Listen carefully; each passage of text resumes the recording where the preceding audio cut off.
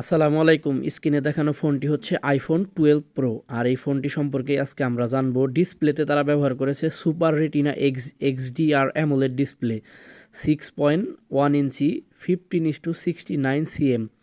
Resolution হচ্ছে 1170x2532 pixel full HD plus রেজুলেশনের 19:5:9 aspect ratio. আর ফোনটিতে হার্ডওয়্যার সেকশনে তারা ব্যবহার করছে iOS 14। আর এটাতে রয়েছে অ্যাপেলের বায়োনিক A14 চিপ, যেটা হেক্সা-কোর 3.1 GHz-এর।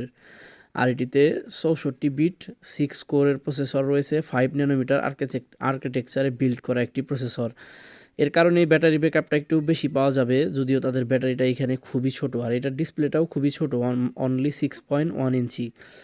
আর এটার ক্যামেরা নিয়ে যদি বলি, এটাতে 12 মেগাপিক্সেলের দুটি শুটার আছে। আর সেলফি ক্যামেরাতেও রয়েছে একটি 12 মেগাপিক্সেলের সেলফি ক্যামেরা।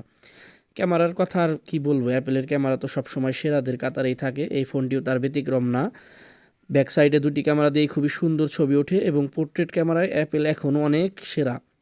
যদিও তাদের থেকে এখন ভিভো X300 X200 এরা অনেক আগায় গেছে, তবুও ক্যামেরায় সেরা। বাট ভিডিওতে অ্যাপেল এখনও বস।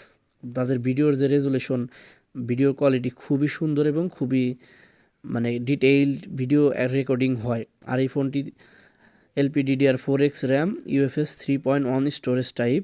আর এই ফোনটিতে 2825 মিলি অ্যাম্পিয়ারের ব্যাটারি, সাথে বক্সে কোনো চার্জার পাবেন না, এক্সট্রা করে আপনাদের চার্জার কিনতে হবে।